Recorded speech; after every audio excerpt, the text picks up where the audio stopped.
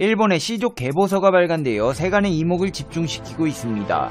동북아 역사재단은 고대 일본의 시족 계보서 신찬성 시록 역조본을 출간했다고 밝혔습니다. 이 책은 상중하 총 3권으로 구성되어 있으며 2200쪽의 방대한 분량을 담고 있습니다. 고대 일본의 왕경과 그 주변 지역에 거주하는 1182시의 시족지를 집성한 것으로 8세기 말 헤이안 시대를 연 환무 천황의 칙명으로 시작돼 815년에 완성되었습니다.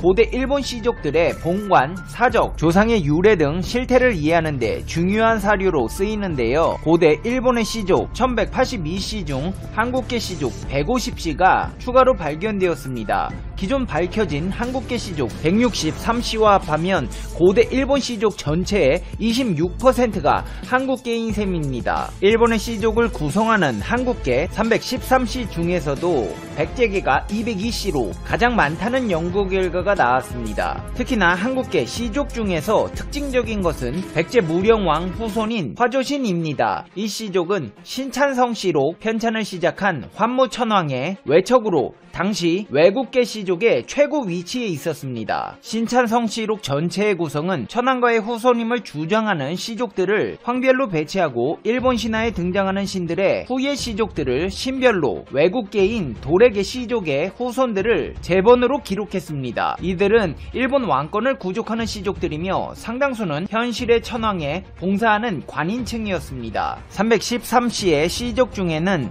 백제계가 202시로 가장 많았고 다음으로 고구려계 52시, 신라계 48시, 가야계 10시, 고주성계 1시 순이었습니다. 이 말을 분석해보자면 일본의 지배층을 구성하는 시족 가운데 상당수가 한국계라는 뜻이고, 이런 사실은 일본인들에게 상당히 껄끄럽게 다가올 수밖에 없습니다. 한국의 시족이 일본 국민을 다스리는 상황은 오늘날까지 이어져 한국계 일왕을 섬기고 있는 상황이 이어지고 있는데요. 실제로 대표적인 친한파 아키히토 일왕을 두고 아사히 신문에서는 1990년 노태우 전 대통령과 만나 일왕 가문에 한국계 혈연이 섞여 있음을 인정하는 발언을 보도한 바 있습니다. 당시 통역을 맡았던 김상배 씨의 발언에 의하면 아키히토 일왕이 1990년 5월 24일 궁중에서 열린 만찬이 끝나기 직전 노 전 대통령에게 한국과 깊은 인연이 있음을 느낀다. 가계를 살펴보면 모계에 한국계 인물이 있는 듯하다는 발언을 했다고 밝혔습니다. 이후 한일 월드컵 공동 개최를 앞둔 2001년에도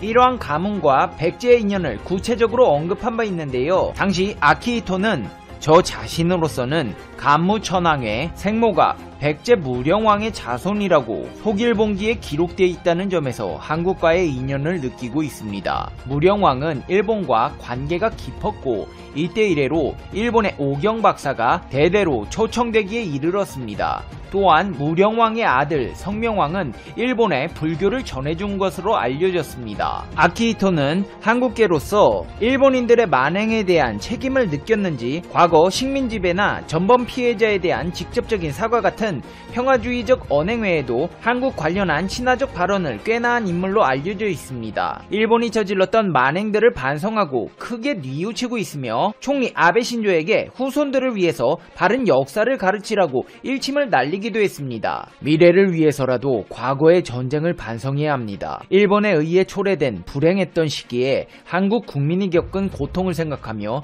통석의 염을 금할 수 없습니다. 우리 국민은 다시 전쟁을 일으켜서는 안 된다는 깊은 반성과 평화국가가 되겠다는 굳은 결의를 했습니다. 일본이 한반도 사람들에게 지대한 고통을 주었다는 깊은 슬픔이 항상 내 기억 속에 있습니다. 내가 걱정하는 것은 차츰 과거 역사가 잊혀지는 것입니다. 전쟁에서 수많은 사람이 목숨을 잃었고 말도 못하는 고통과 희생 위에 지금의 일본이 세워졌다는 것을 잊어서는 안 됩니다. 후손들에게 제대로 역사를 전달해 나가는 것이 국가 발전에 큰 도움이 된다고 생각합니다. 전쟁 후 오랜 세월 동안 이어진 평화로운 세월을 회상하며 깊은 반성과 함께 앞으로 전쟁의 참화가 다시 일어나지 않기를 간곡히 기원합니다. 등의 발언을 했습니다. 한국을 두고 반성과 사죄를 한다는 이유로 아베 신조 전 총리와 사이가 좋지 않은 것으로 유명했는데요.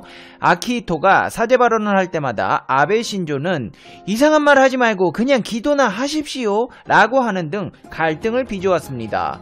문제는 그렇게 말하는 아베 신조 전 총리조차 한국계라는 사실인데요. 아베 총리의 외종조부 사토 에이사쿠 전 총리는 아베 총리가 최장 집권 기간을 경신하기 전까지 역대 최장수 총리였습니다. 아토 전 총리는 타계하기 1년 전인 1974년 임진왜란 때 붙들려와 일본 도자기 산업을 발전시킨 조선인들 중 한 사람인 심수관의 후손을 찾아갑니다.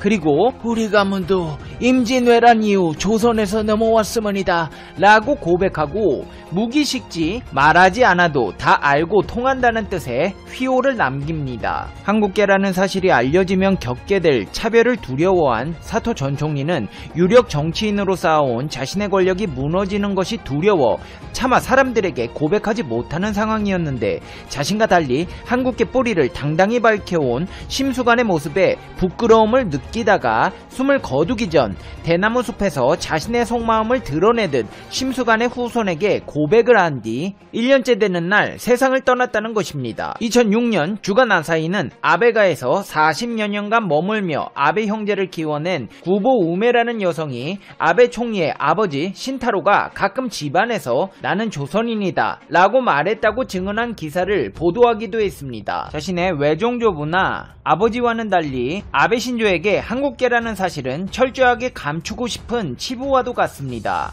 아베가 한국 때리기에 열을 올리는 것도 자신의 뿌리를 부정하며 완벽한 일본인이 되고 싶다는 심리에서 기인한 행동으로 보여지는데요. 이렇게 완벽한 일본인이 되고 싶은 아베 신조가 행보를 확대하면서 그가 장례 총리로 다시 나설 수도 있다는 관측을 낳고 있습니다. 결국 건강이 안 좋아 퇴임한다던 것도 온갖 비리들로 얼룩진 자신의 악행들을 세탁하기 위한 것이었다는 분석이 나오고 있는데요. 교도통신에 따르면 아베 전 총리는 일본 집권 자민당 의원들로 구성된 포스트 코로나 경제정책을 생각하는 의원연맹 회장에 취임했습니다. 아베노믹스를 성공시키는 모임이라는 단체가 포스트 코로나 경제정책을 생각하는 의원연맹으로 간판을 바꿨으며 회장도 아베 전 총리로 교체되었습니다. 아베 전 총리는 설립 모임에서 스가 정권을 확실하게 지지하고 신종 코로나 바이러스 감염증으로 인한 경제 위기를 극복하고 싶다고 밝혔습니다. 마이니치 신문은 이렇게 사임한 지 2개월도 지나지 않아 아베 신조가 활발하게 움직임을 재개하는 것에 관해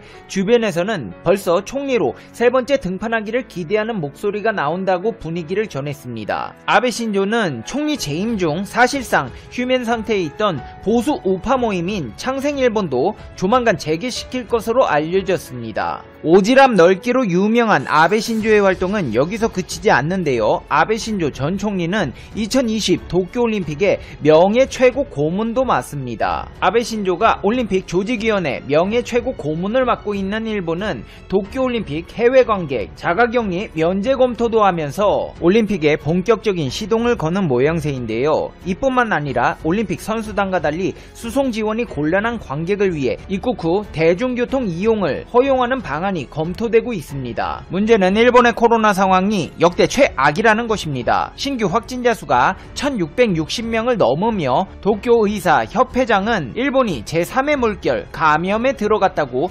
경고하기에 이르렀는데요.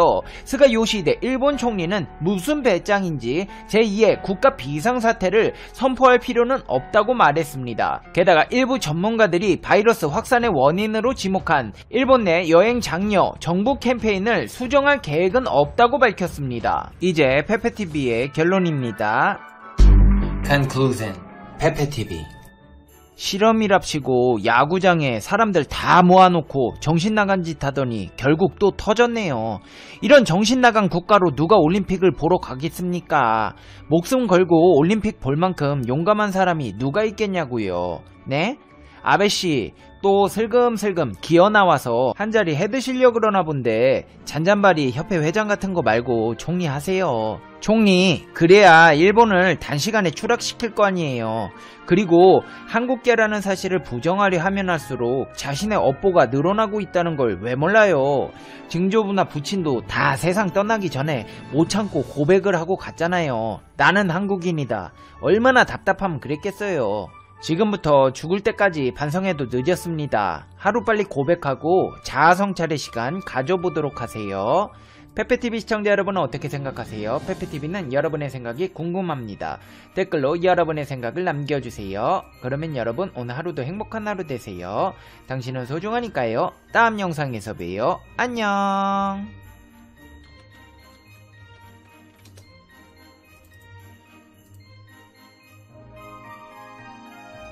대한민국 역사상 최고의 시청률을 세운 드라마 12위가 바로 이영애 주인공의 MBC 드라마 대장금으로 57.8%를 기록했습니다. 그리고 1위는 KBS2의 최수종, 박상원, 배용준, 이승현, 최지우, 이혜영이 출연한 드라마 첫사랑 65.8%라는 말도 안 되는 시청률을 기록했습니다. 이 모든 드라마들은 전 세계로 뻗어나가며 한류 열풍이라는 것을 만들었고 외국인들은 K드라마를 통해 한국에 대해 알아나가기 시작했습니다. 당시만 해도 외국인들은 한국이 그저 북한과 대치하고 있는 분단 국가로만 알고 있었을 뿐 지도에서 어디에 위치해 있는지조차 몰랐는데요. 특히 중동 국가 사람들은 한국에 대해 전혀 몰랐습니다. 그런데 이란에서 2007년 한국의 드라마 대장금이 첫 방영됐고 당시 시청률 90%를 기록하며 전 세계적으로 화제가 됐습니다. 전 세계 어느 국가에서도 이와 같은 시청률이 단 한 번도 나온 적이 없는데요. 2년 후에도 이란에서 한국 드라마 주몽이 방영되자 또 시청률 85%를 기록하며 이란 국민들은 한국에 열광하기 시작했습니다.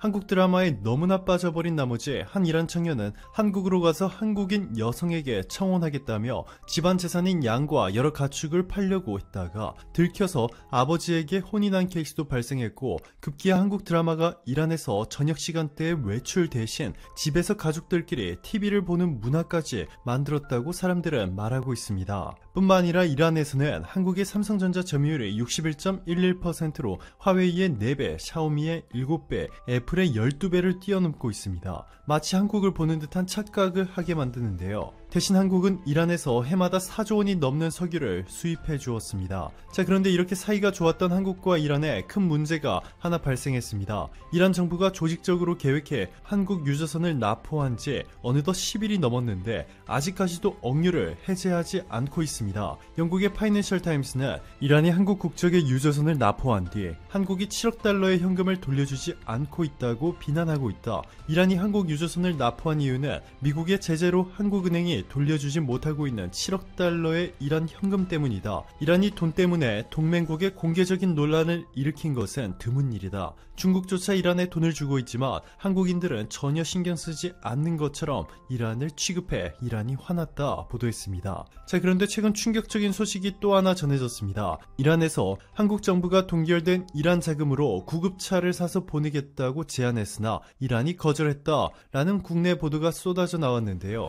이는 마무드 바이지 이란 대통령 비서실장의 발언 때문이었습니다. 마무드 바이지 비서실장은 이란 정부 누리집을 통해 한국은 수십억 달러에 달하는 이란의 동결 자금과 구급차를 교환하자고 제안했다. 이란은 구급차가 필요 없다. 우리는 미국의 경제 전쟁과 압박에 맞서 3년간 이 나라를 운영했다. 우리는 구급차 몇 대가 필요한 게 아니라 한국에 동결된 돈이 필요하다 전했습니다. 하지만 이란의 이러한 주장은 사실이 아닌 것으로 드러났습니다. 최영상 외교부 대변인은 정례 브리핑을 통해 한국 내 동결된 이란 자금으로 구급차를 수입하기를 바란다는 이란 쪽 제안이 있었던 것은 사실이다. 이란이 구급차 도입을 희망해와 이 부분 관련 협의도 있었다. 이란 대통령 비서실장이 이란 국내 언론에 최 차관이 새삼스럽게 제안했다는 부분은 사실과 다르다 전했습니다. 즉 이란이 그토록 불평했던 구급차는 한국이 아닌 이란이 먼저 요청했던 것이고 한국 측은 이란의 구급차와 코로나19 관련 의료 장비와 의약품 등 인도적 물품을 보내 후에 해당 금액만큼 동결된 자금에서 제외하고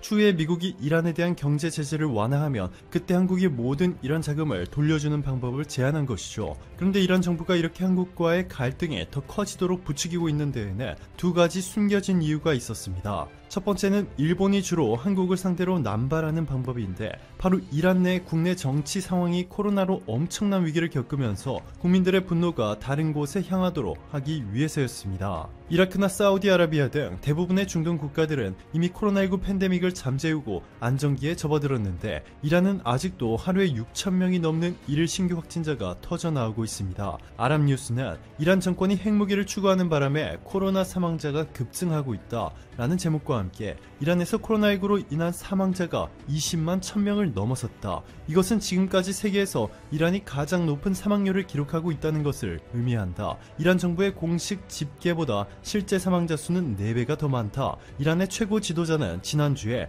미국과 영국에서 생산된 코로나19 백신의 수입을 신뢰할 수 없다 라고 외치며 미국산 백신과 영국산 백신의 수입을 금지했다 라고 보도했습니다. 네, 그렇습니다. 이란은 이렇게 정치적 보복을 위해서 국민들의 생명을 살릴 수 있는 유일한 희망인 미국과 영국산 백신의 수입마저 금지시켜버렸고 이란 국민들의 분노가 이란 정부를 향하지 않도록 한국의 유조선을 납포하는 쇼까지 벌인 것이죠. 정치적인 이유로 동맹국과의 관계를 이렇게 한순간에 훼손시키는 이란의 최근 모습은 그야말로 충격적인데요. 가만히 있을 한국이 아니죠. 이미 한국과 이란뿐만 아니라 전 세계 업계 전문가들 사이에서는 한국 선박이 곧 석방된다 라는 소문이 빠르게 퍼졌습니다. 하티브자대 대변인은 한국 선박이 곧 석방될 가능성이 있다는 소문이 있다 라는 기자의 질문에 사법부의 결정과 입장은 사법부 대변인을 통해서만 발표된다. 이번 일과 관계없는 무책임한 사람들의 언급은 근거가 없다. 해당 한국 선박은 페르시아만에서 환경 오염 문제를 일으켜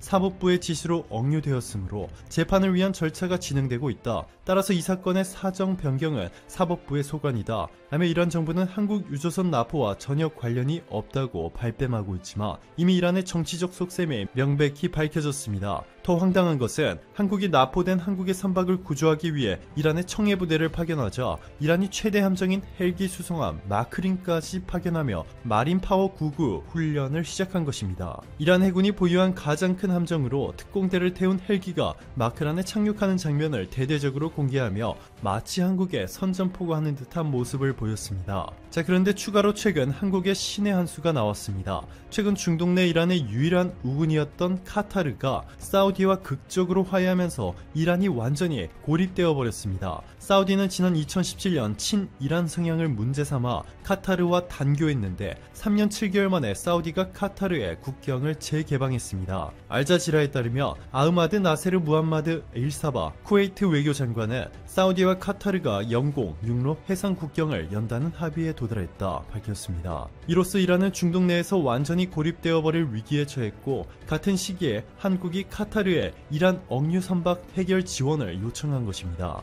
최종곤 외교부 1차관은 카타르를 방문해 한국 기업의 카타르 가스전 개발 참여 등 양국 간 관계 강화 및 경제협력 확대 방안을 논의했을 뿐만 아니라 이란에 억류 중인 한국 선박과 선원 석방 지원도 카타르에 요청한 것으로 전해졌습니다. 아직 카타르가 공식적으로 어떻게 한국을 도와줄지에 대해서는 밝히지 않은 상황이지만 카타르는 이미 한국과 완벽한 동맹관계를 구축했습니다. 지난해 중국과 일본을 모두 손절하고 LNG선 100척이라는 역사상 단 한 번도 보지 못했던 규모의 수주를 한국 기업에 몰아주는가 하면 2022년 중동 최초의 월드컵을 준비 중인 카타르는 이미 한국의 도움 없이는 자신들이 월드컵을 개최할 수 없다고까지 말하고 있습니다. 타민 카타르 국왕은 한국 기업들은 건설, 조선 분야 등에서 경험이 많을 뿐만 아니라 기술력도 세계 최고 수준인 것으로 알고 있다 라고 전했습니다.